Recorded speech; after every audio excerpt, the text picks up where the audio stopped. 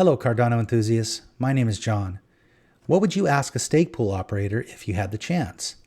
How are Cardano rewards calculated? Who actually pays the rewards to delegators? How does pool saturation affect the payout? What is the best strategy for your Cardano investment? These questions and more will be discussed right now, so let's get this interview started.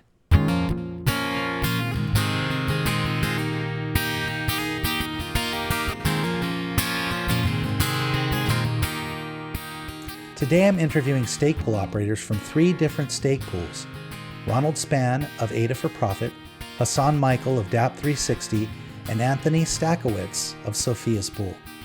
More information about these gentlemen can be found in the description below. They have operated stake pools in the incentivized testnet, in the mainnet candidate, in the Haskell testnet, as well as the current mainnet. So sit back, relax, and enjoy the interview. Welcome, gentlemen. Thank you all for your time participating in this interview. We remind our viewers that we're not financial advisors. All should do their own research before making any investments. We look forward to getting answers to specific questions regarding staking rewards, what factors influence Cardano rewards, and how our viewers, many of whom are already delegators, can understand better so they can be confident when they choose a stake pool. Before we get into it, why don't each one of you introduce yourselves? We can start with you, Anthony. Cool. I'm Anthony. I guess I'll just kind of tell you why I got into Cardano. I found Cardano about 2 or 3 years ago, and I really like the fact, like a lot of people, I think, that they were kind of based on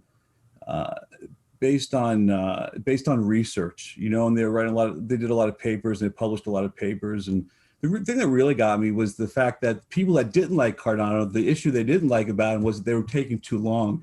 And I always thought if they were taking a long time and doing things right, that was probably something I wanted to be involved in. And as far as the stake pools, I just got involved. I didn't do the test net. I just got involved when the mainnet started. So. All right. Well, thank you, Anthony. And what about you, Hassan? Yeah, hi. I'm Hassan Michael with DApp360 stake pool, ticker D360. And I got into Cardano since 2017 when they first came out on CoinMarketCap. And I've been with them since for the last 3 years. Since then, I've ran a stake pool in ITN under the same ticker, DApp360. And one of the reasons I love Cardano is the vision of trying to create a financial operating system for the world, and both the unbanked and bank. So they attracted me from that perspective, and also the scientific rigor and the fact that they were not one of the cryptocurrency at the time that operated on hype. They operated on an evidence-based blockchain and research. So that attracted me to the ecosystem. All right, very good. Ron? Yeah, well, my name is Ronald. I'm the stake pool operator of ADA4Profit. And basically I can connect to what Anthony and Hassan said about Cardano. And next to that, I'm not so interested in quick returns like most of the crypto people are. They want to have quick returns and they want to have a fast project. I rather see a rigid method of development that is delivering something that we can continue with into the future, and not just for a few years being hyped and then it will go down. So that's my perspective on it, and that's why I chose also to enter Cardano already early 2017 when they came to the market. And when I read the first white papers basically about what they were planning to do, and at that time there were a lot of projects which were being based on hype, and a lot of projects which I've seen don't exist anymore because they just were white paper. And I think that was the big difference over here. You could see steady development, steady production of new papers. You could verify yourself things that the project team was actually doing the work which is needed to bring a project forward. And that's till today they are doing. There's evidence that they are fulfilling their job, and there's no marketing basically done in a way to pump the price. And I think that's the positive thing about it. All right, well, thank you, Ron. So I think a lot of the things the three of you mentioned, you could have done without actually running a stake pool. So why don't you tell us why you chose to run your own stake pool, and then go ahead and cover also why our viewers should delegate to your stake pool in particular. We can start with you, Anthony.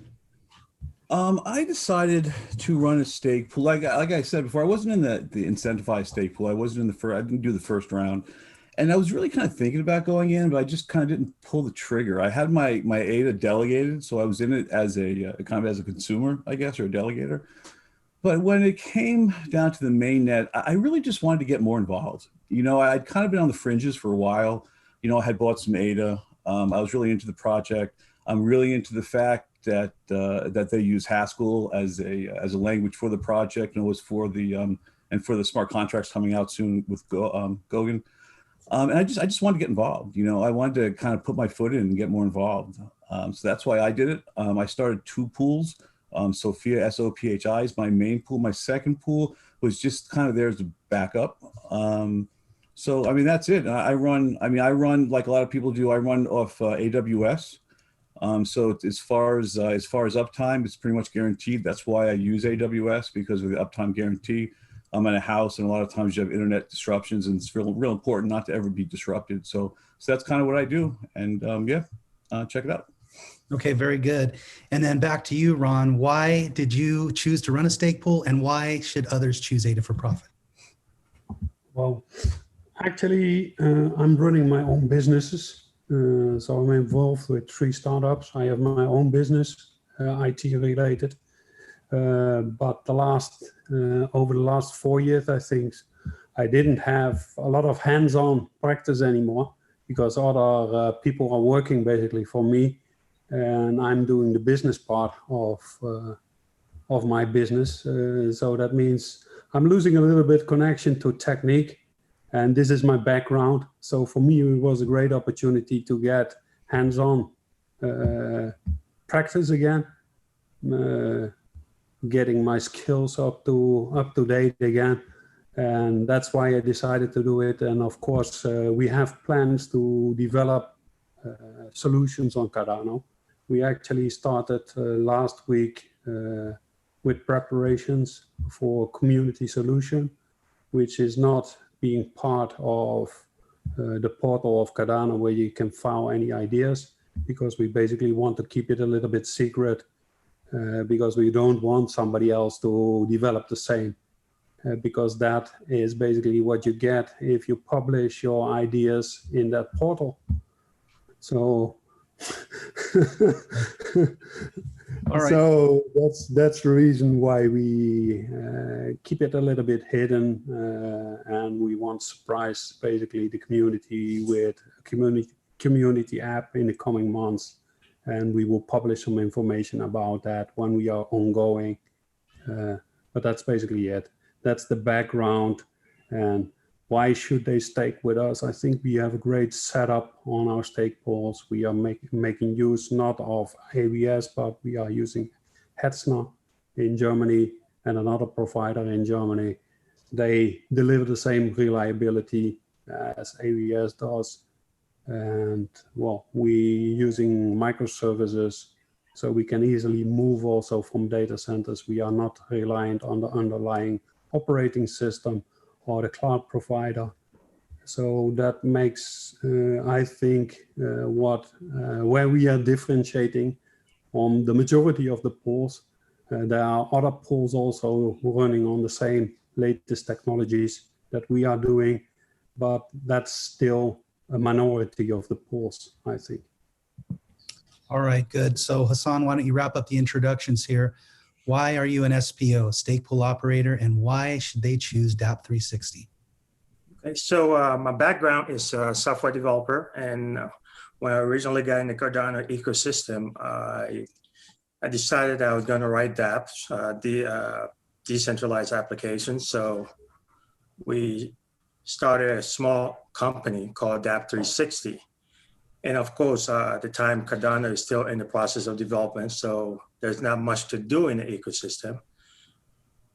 So when the ITN started, we decided that it was a great way to get hands on, but also to know the inner working of the blockchains, to know how transactions were processed by stake pools and packaged into blocks and stored on the blockchain, to know how Ouroboros work in terms of scheduling stake pools to write the blocks to the blockchain. So that gave us a detailed understanding in how the ecosystem worked from a blockchain perspective. So that's one of the main reasons we decided to to start a stake pool. In addition, if you're going to be a consultant in the ecosystem, I think it also helps to gain experience on the ground level.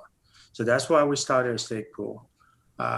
Another reason we also started was to support the ecosystem in advancing ADA and the Cardano blockchain locally, because we're based in South Florida, and it was one way of letting people know that we're not just supporting the blockchain or supporting the Cardano ecosystem verbally or just by event, but we're actually participating.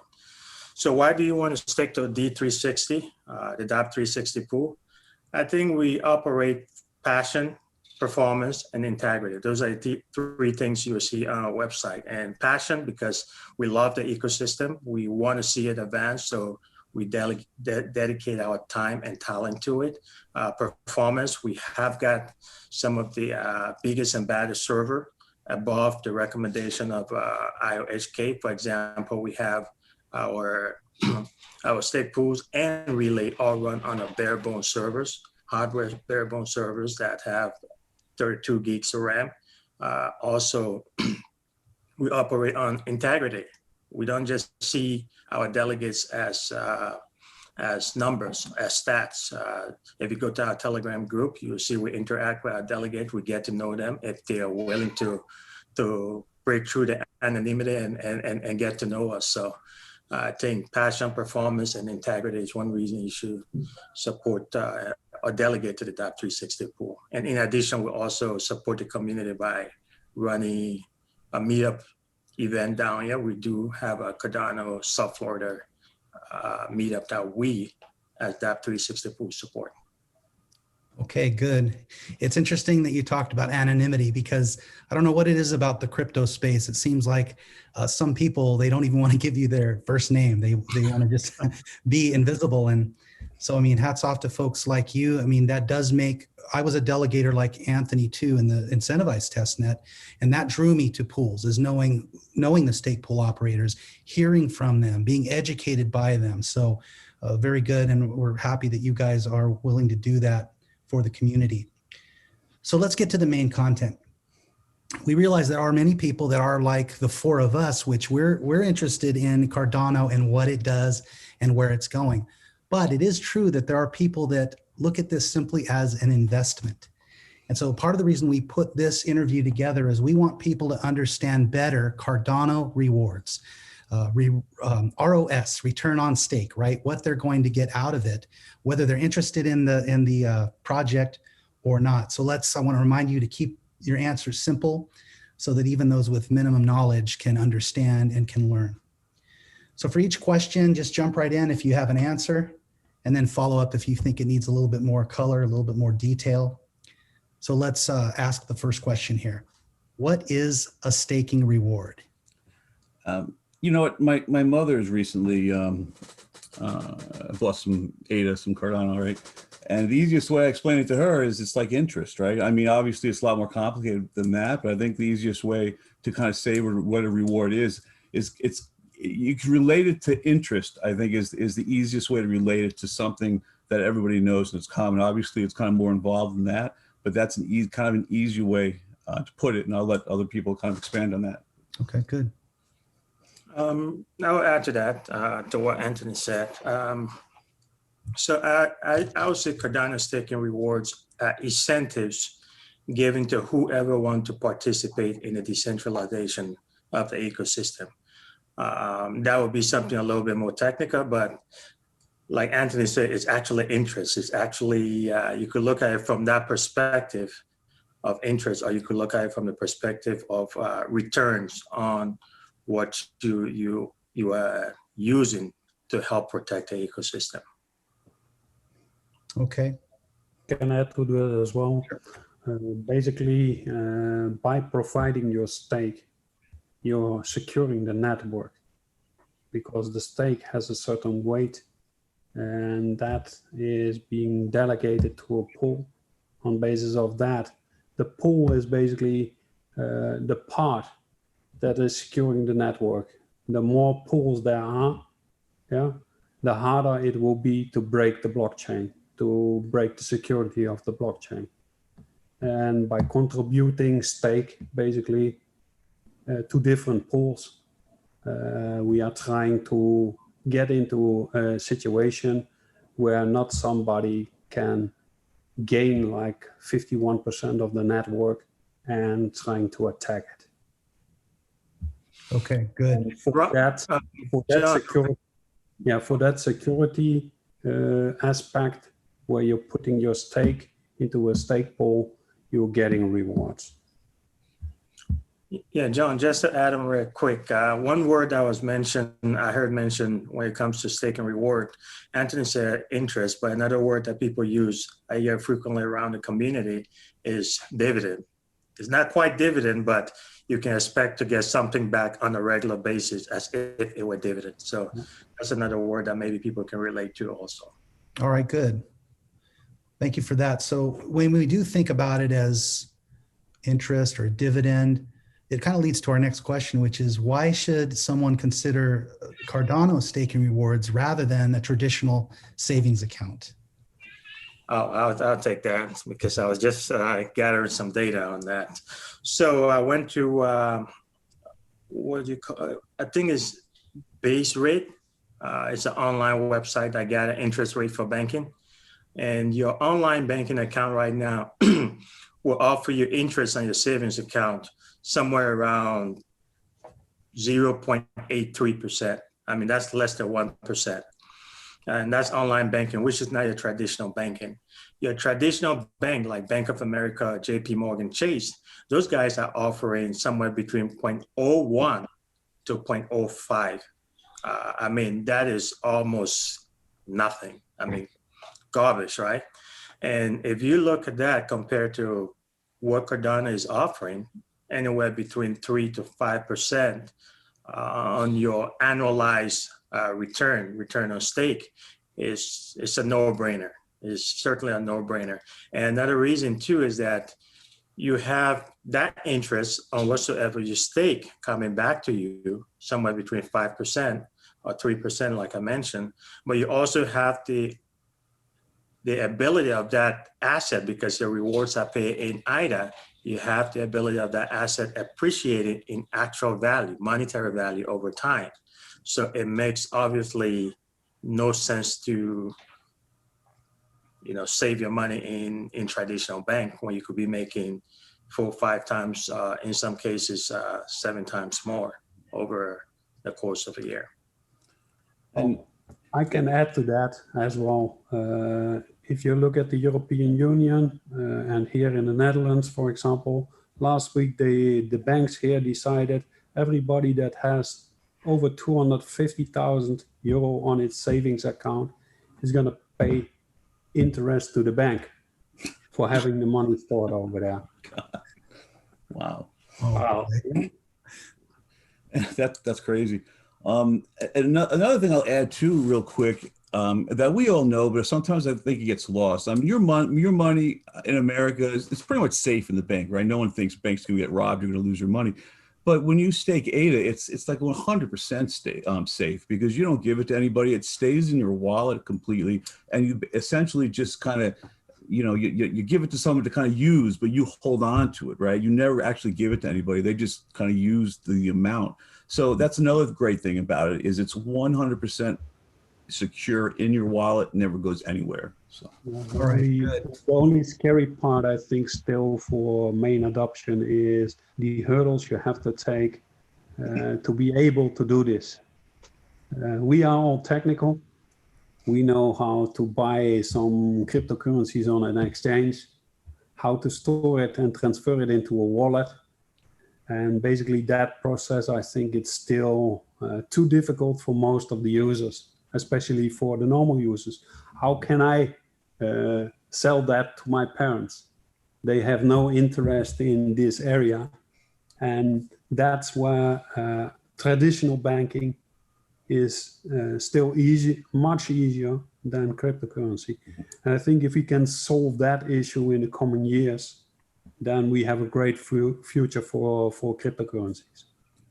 All right, good. Yeah, excellent point. Thank you, guys. So now, assuming that someone is able to jump through those hoops, which will become easier as the years, months and years progress, and they are able to stake their ADA, where do those rewards come from? What is the source of the rewards that people earn after every 5-day epoch?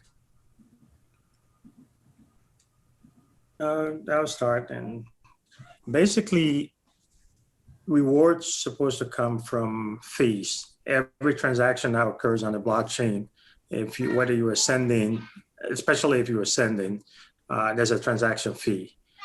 And once we have dApps, decentralized applications running on the system, there will be even more transaction fee coming from those applications running and utilizing the blockchain. So those are where the fee is supposed to come from, because part of that fee will actually be deposited in the treasury system of Cardano. And that will be used to pay stake pools for decentralizing the system. However, we are not there yet. So at this time, some of that fees that is used for reward is actually coming from the Cardano Monetary Expansion Reserve, which was billions of ADA that was set aside specifically to help the system grow from infancy to where it can be self-sustaining. So at this point, it's a combination of both the reserve and whatever transaction fee they have in the treasury, I believe. All right, good explanation. So if I were to sum that up, eventually these rewards will get paid from the transaction fee, and then part of that transaction fee will go to the treasury as well as some to the stake pool operators. But for now, it's kind of an inflationary thing where they're having to take this reserve and use it to pay out in order to keep the system going as more adoption takes place. That's correct. All right. Well, we may have covered the next question a little bit, but what's the purpose of the rewards? I mean, couldn't it just function with transaction fees and no rewards going to stakeholders? Well, I think RJ, is that right? That's what it says on your, what's your first name? I'm sorry. Ronald. I think Ronald kind of covered this a little bit when he was talking about how to secure the system. I mean, obviously, the rewards serve as an incentive, right, to kind of, for us stake pool operators, right? I mean, we have over 1,000 stake pools, and that is a lot more than they thought in the beginning that was going to come out and do this. So it's an incentive for us, and also an incentive for other people with ADA to stake. And that does, as Ronald explained earlier, that does kind of secure the system. So that's a really good reason, I think.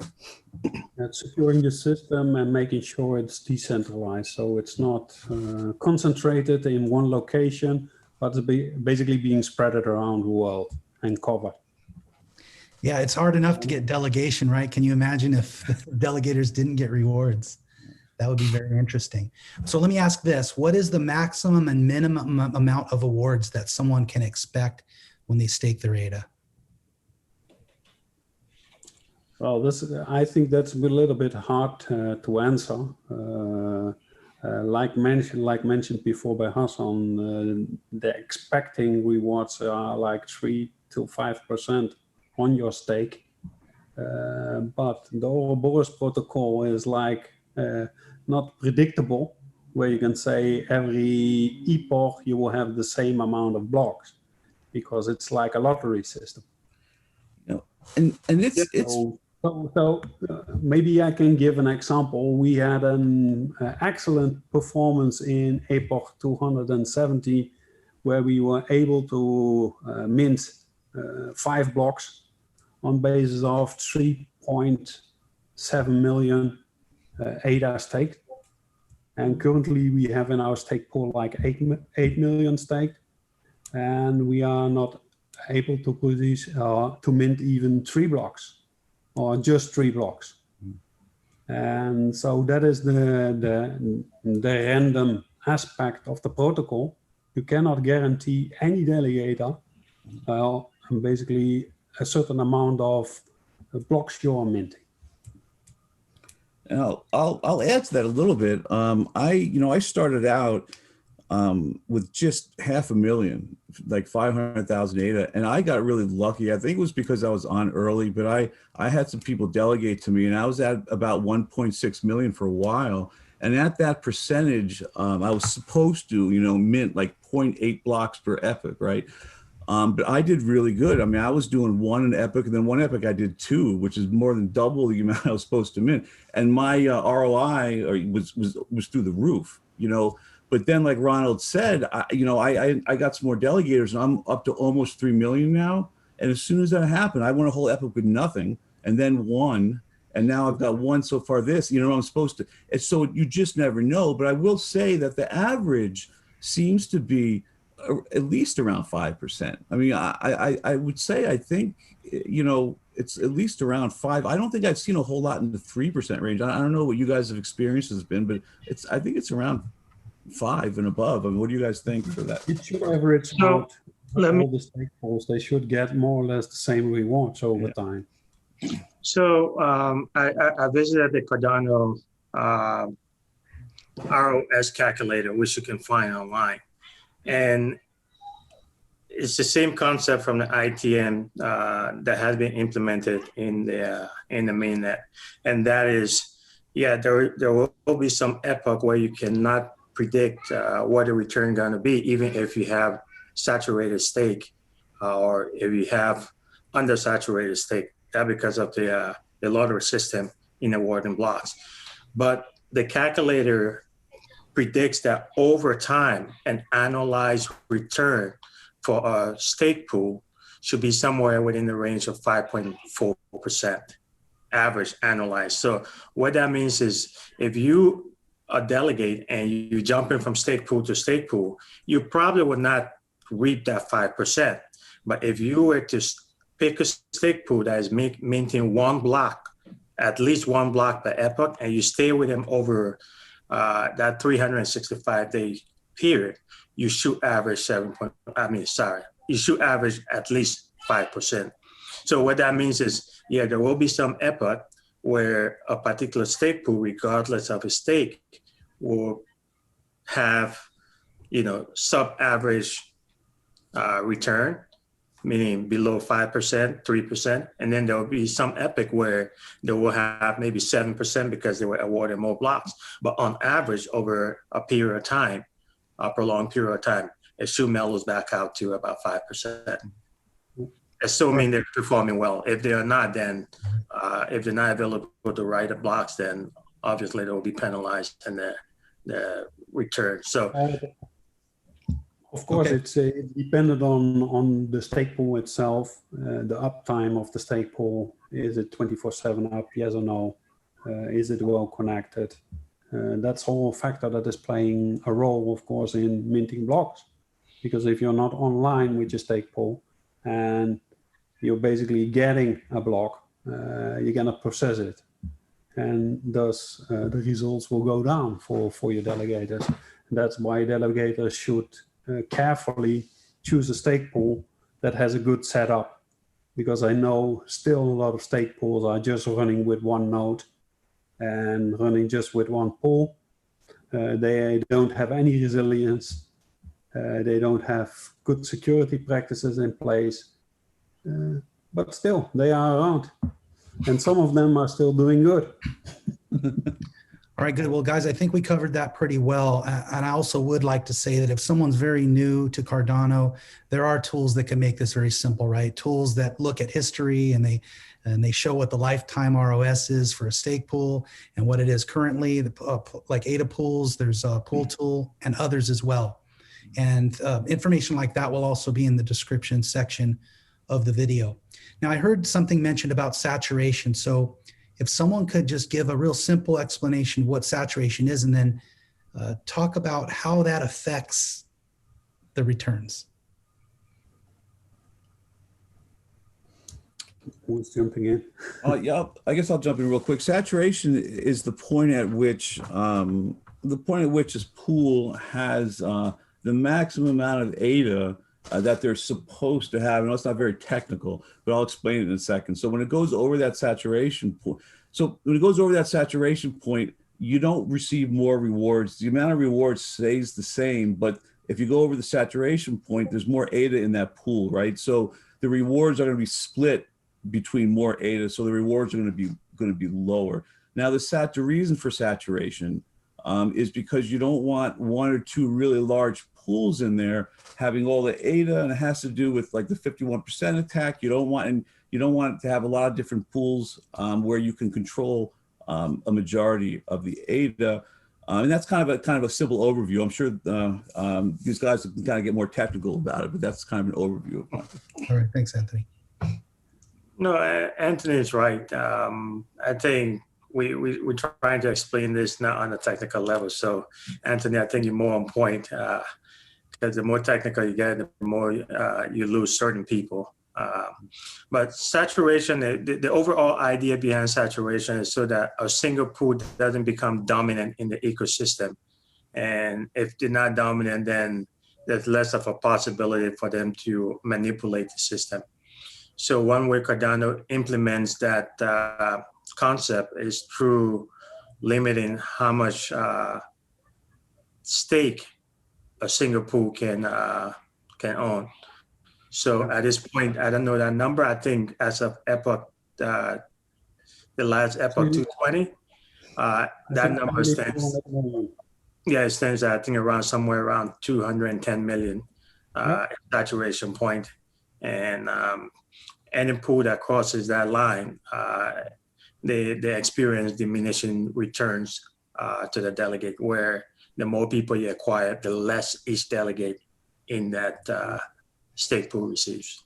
There's only one problem, I think, that is not really good covered currently, because most of those stake pools that reach that saturation level, starting new pools, they're spinning up new pools, and basically they are treating a little bit the rules wrongly.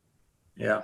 You can see a lot of pools that they have 10 pools or 8 pools or 5 pools, and all those pools are being basically capturing a lot of ADA, where small pools are not able to capture that amount of ADA because they had one pool that was performing great because they had a lot of delegators, and thus getting a lot of blocks and rewards. So they're spinning up new ones, and that's of course not what you want in the system. That there are certain pools that are spinning up like 10 and capturing all this ADA, because then you get the situation if they go doing some business together. Let's say you have this 0% pool, for example. You have Ocean pool. If they would decide to do business together, put all the stake together, you get a chance, of course, that they are reaching that 51%. Yeah, so Ron, this is kind of would be a whole new video on that topic. As far as if I'm coming to the table and I want to delegate, could I sum up this one section of our conversation by saying I probably wouldn't want to go to one that has 190 million, right? I'd probably want to look maybe something middle range, 100 million or below, because I don't know about you guys, if I'm just a delegator, I want to be able to delegate to a pool that runs well and leave it there. You know, I don't want to keep switching around, and I don't want to have to go back and say, oh, it's oversaturated. Now I have to move my funds. So I think to look at smaller stake pools that are functioning well, like the three of you, would be a good choice, right? I know you all say yes. Yeah, of course. But I think safe to say, guys, anything above 100 million, let's just not go. Yeah, I would rather see that the people that now are not delegating with those pools that are already reaching over 150 million, but rather choose other pools, smaller ones. So the ADA gets distributed over multiple pools. And that will guarantee a better business case, I think, for Cardano in the future, being their network being protected better than just having all those pools which are over 100 million or over 150 million, taking the majority of the stake. Besides, if you look at the details of those pools, there are pool operators that are taking a certain percentage over this amount. They are making a real good business of it. It's not, of course, not their fault, I would say. But the question is also, what are they doing for it? Nothing more than the smaller pools. So Anthony, you had a comment and then we'll move on. One more thing I'd like to say, and not to get too technical with this, but if you're in a pool that is close to that saturation point right now, you should keep an eye on it, because as some of the parameters change, as we go down the road, that saturation point is probably going to drop. And if you're not careful, you don't keep an eye on it, you may end up in a pool that's oversaturated. So if you are in a pool that's real close, I would just keep an eye on it. All right, good. So guys, here's something else that I think confuses a lot of delegators, and that is they're so laser focused on the cost, right, of the margin that the pools are, whether it's 1% or up 5% or more. Should they really be so concerned? How does that impact their returns? Is it really that important? I've got a little to say about this, because I run a pool of 5%. I run my pool of 5%. And I looked at that, and like everyone else, you know, that's the one thing we can control, and you got to figure out, are you going to run 5, 4, 3, 2, 1? I mean, it depends, you know, it kind of makes a difference when delegators are looking at your pool. No, and I've done some just, you know, looking at the pools and like ADA pools and stuff like that.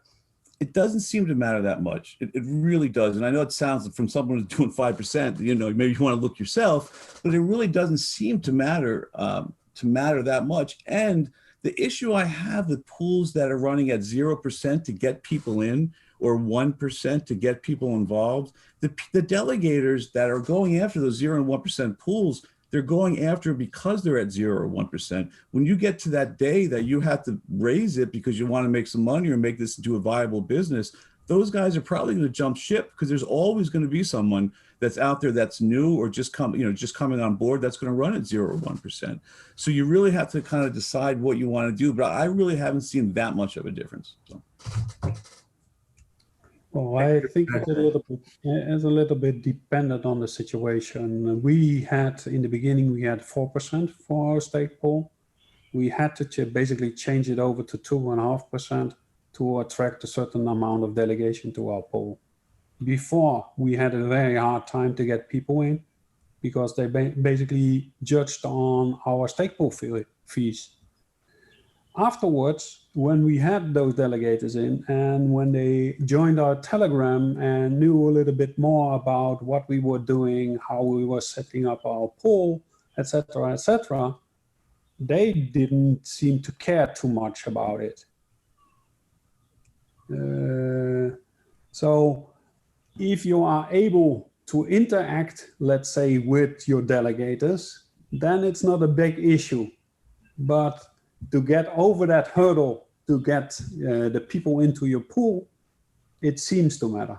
And one other thing, it's always a lot easier to go down too. You know what I mean? Because right now, ADA is at around 10 cents, right? And some of these people that have saturated pools or close to saturated pools, I'm sure we've all done the math, they're making decent money. So when ADA, I mean, if ADA gets up to $1, or who knows where it goes, right? I don't want to predict where it's going to go, but when it gets up higher, you know, you can easily lower that saturation point. You know what I mean? I just think it's easier to lower it than it is to make it higher. You know what I mean? One of the reasons, I think, too, because you're talking about like having a Telegram group. Well, we all know the issue. One of the issues with doing this is you can't get a hold of your delegators, right? I mean, you hope they come and contact you and go in your Telegram group, but you just have no idea. So if you're going to raise a rate on them, it's not like you can kind of tell them in advance. You know what I mean? it would just be like a surprise, you know, when it happens. It's unfortunate.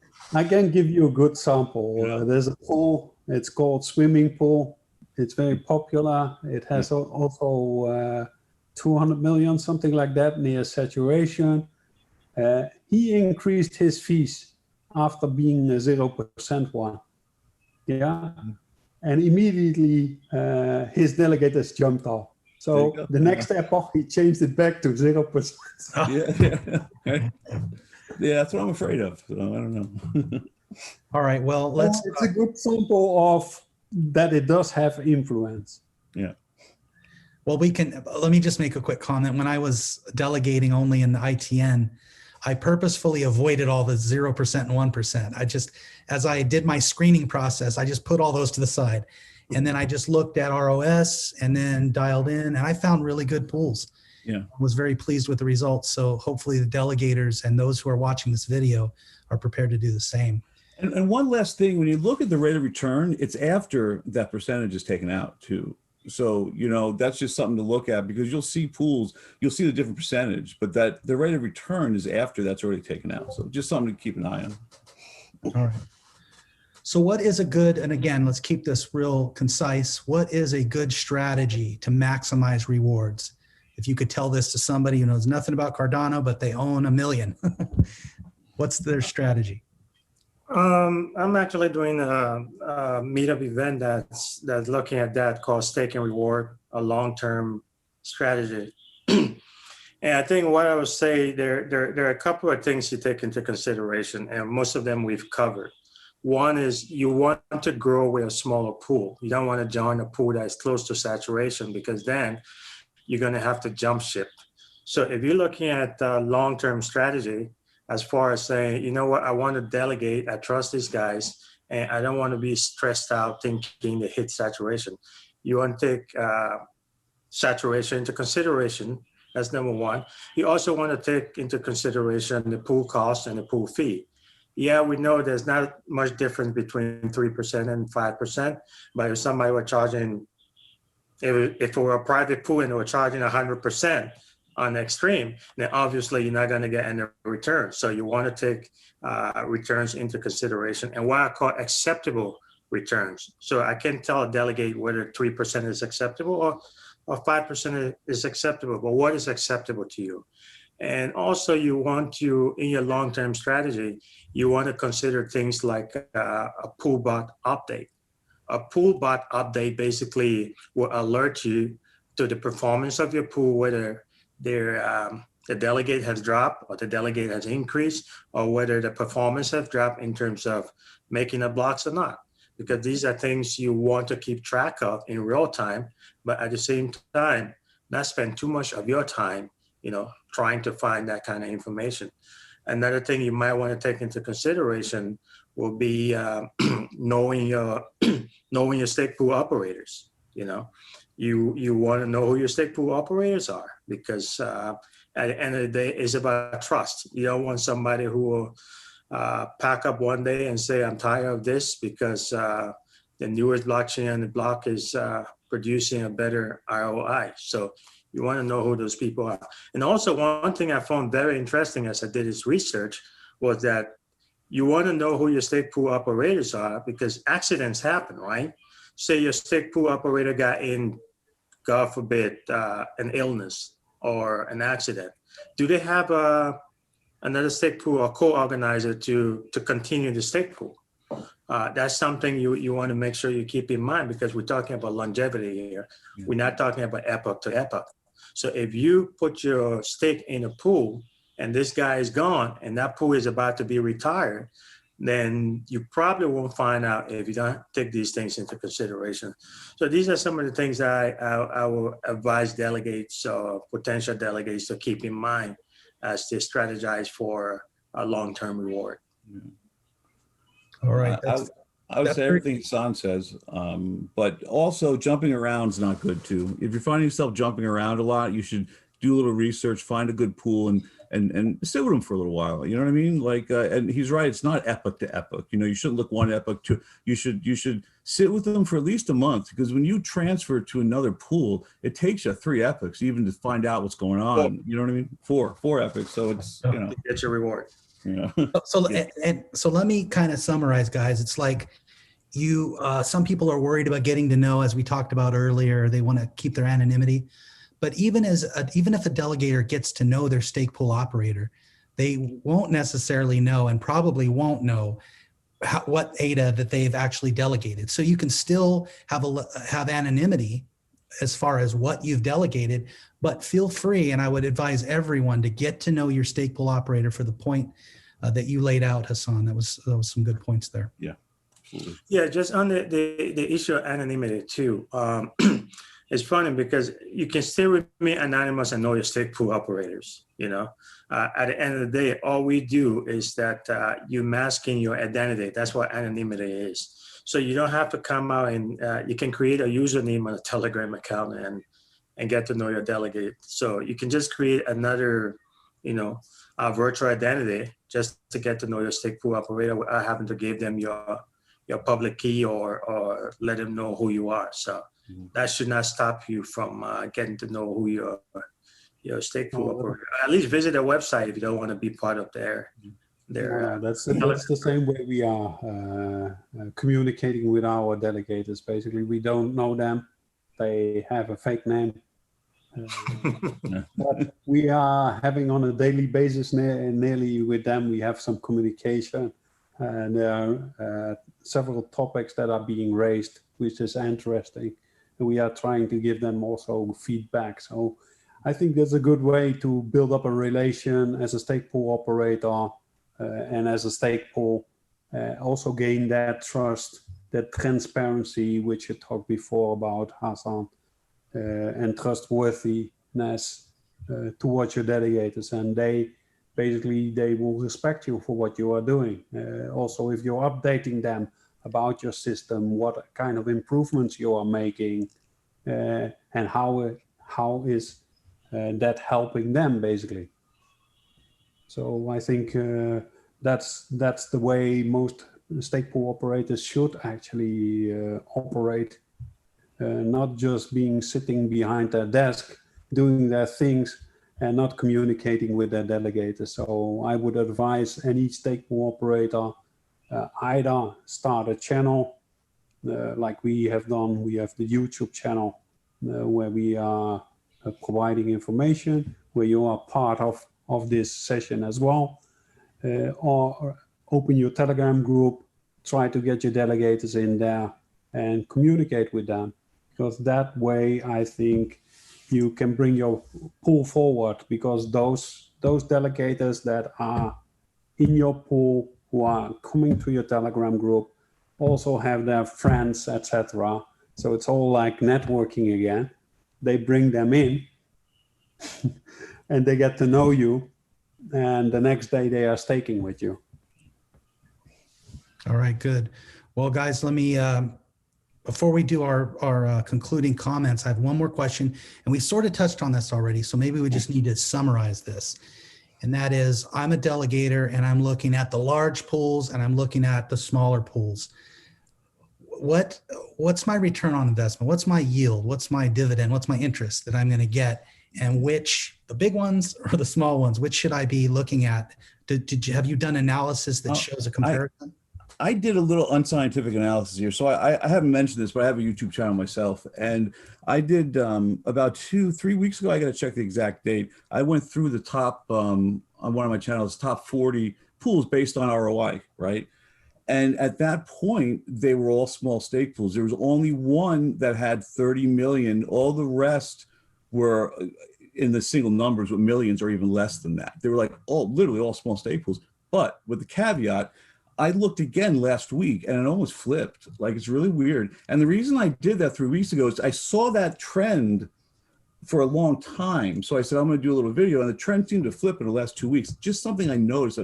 Odd that you brought that question up, but that it is something I noticed. So I don't know if that answers the question, but that's just some things I saw by looking into it the last couple of weeks.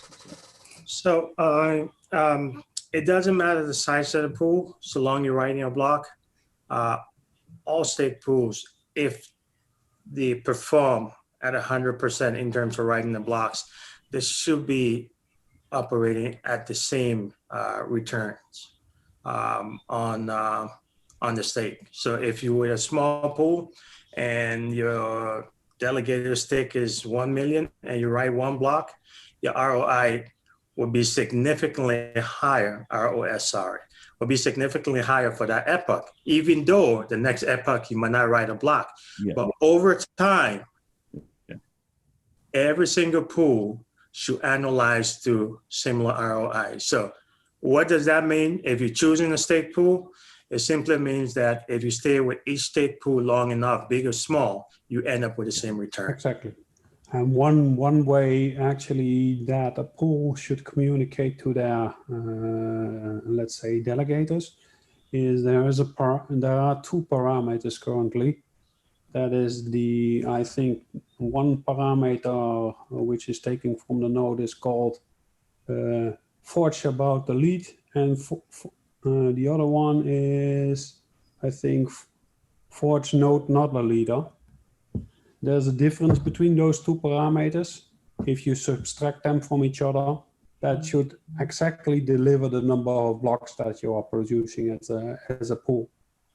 And once you are communicating that transparently to your delegators, they can see basically what is the uptime of your pool, and if you're forging all the blocks which are basically being offered to you, yes or no. I'll just one more time chime in. I think what Hassan is saying, whatever we've all kind of been saying, but he's really been making a point of it, is to stick with the pool. You know, you really have to stick with them for a little while. Jumping around is not good. And just in what I was talking about earlier, where I saw that it changed over 2 weeks, obviously that just proves kind of what Hassan is saying, that as long as you pick something and stick with it, it's all going to kind of average out over time. So. Yeah, as long as the pool is producing steadily blocks. Yeah. So you don't see, let's say, huge differences, let's say. So yeah, you know, one thing I've heard all of you sort of say, which to me seems like a great topic for a more detailed and technical show that we could do at another time, is how can you really know if a pool is operating correctly? I mean, that's really the part that's difficult for someone, especially someone new, to see, because you can look at two pools that are very similar, and one that's very technical like you guys, and another one that's someone that's just scrambling to figure out. They just learned Linux, they got everything up, and it's put together with gum and with paper clips, and yet they found a way to do it. But will it be that way for the long term? Who knows? And so to know that is difficult, but maybe at a future date, we can have a more technical discussion with that. We are bringing our... There are a lot of parameters which you can put on a paper, basically saying, if you check those, if the pool is fulfilling on those items, you can say it's a decent stake pool, yes or no. And this is one of the things basically I'm missing a little bit in the stake pool operation part of Cardano network, is that there is no mechanism provided by IOHK that is basically validating the pools, how good they are, what are they providing, what is their infrastructure, how is their setup. Everybody can run a pool, and they are promoting that also from the foundation, that everybody can run a pool without having any knowledge. Well, that's not true. Right. They're working on some things. I know in the IT end we had transparency when it came to the scheduler. So at the beginning of every epoch, I knew how many blocks I was assigned for my stake pool, and I knew the slot timing at what time those blocks were written to the blockchain. So it was easier for me as a stake pool operator to know, okay, I was assigned X amount of blocks and I wrote X amount of blocks. So it was easier for me to see my performance and publish that from a stake pool perspective. But one reason they don't want to do that, by the way, work is being done to bring that property or whatever you call it to us. But another reason too, they don't want to publish these is because of denial of service attack. If you know a certain amount of a specific stake pool was going to be producing X amount of blocks, it's easy for people to attack a system and try to disrupt its that's the only reason why they didn't introduce it, basically, because they know upfront already, because the lottery is done before the epoch is being started. So they know which pools are getting what amount of blocks. But it's not shared with us. And for that only reason that you are saying, that's for security reasons.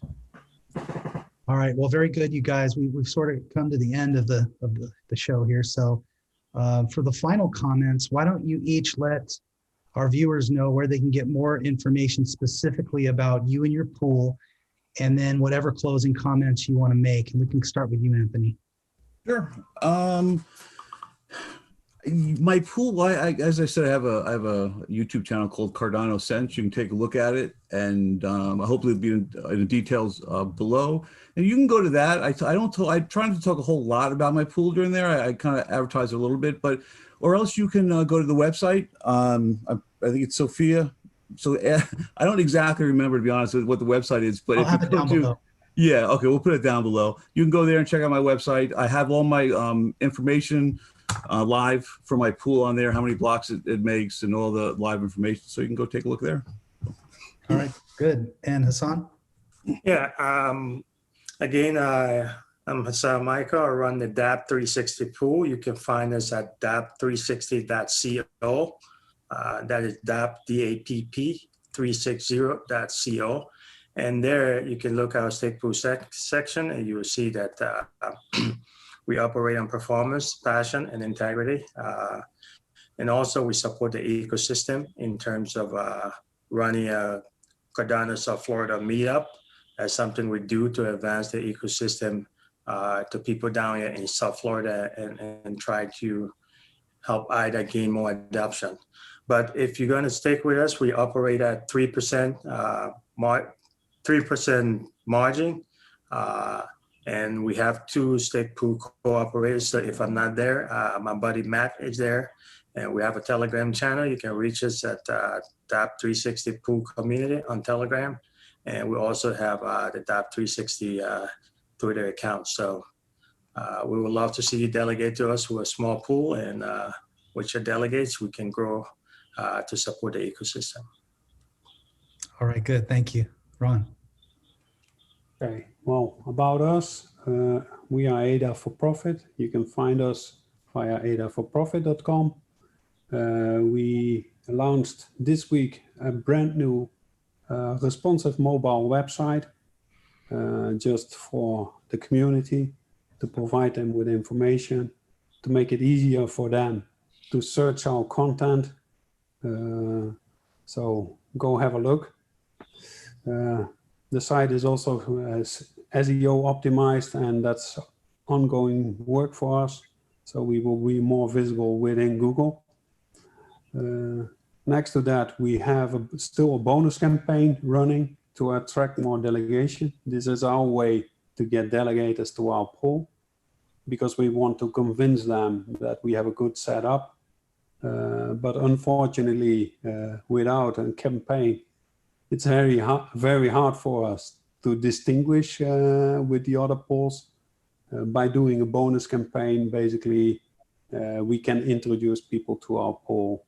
They get a reward, extra rewards on basis of a bonus if they stay a certain amount of epochs with us. That is also for them to explain that they shouldn't jump over constantly what some people are doing. And next to that, we have a focus on building solutions on the Cardano blockchain. Like I said, we started a project last week, and we did already the preparations for that. The architecture is being checked. We know which components we have to deploy now. And coming week, we're starting with blueprints for that. So hopefully in a few months, we will have a solution that will be a mobile solution, because we have a mobile first strategy. We are focusing on that, not so so much on our website, but to provide content that people can carry at their fingertips. All right. Well, very good. That brings us to the end of our interview here. So we want to thank everybody for watching this interview. And we also want to thank you, Hassan, and you, Anthony, and you, Ron, for helping the delegators, helping ADA holders to understand staking rewards a lot better. Thanks, guys. Thank you. And we'll talk to you later. Thank you. All right. Bye-bye.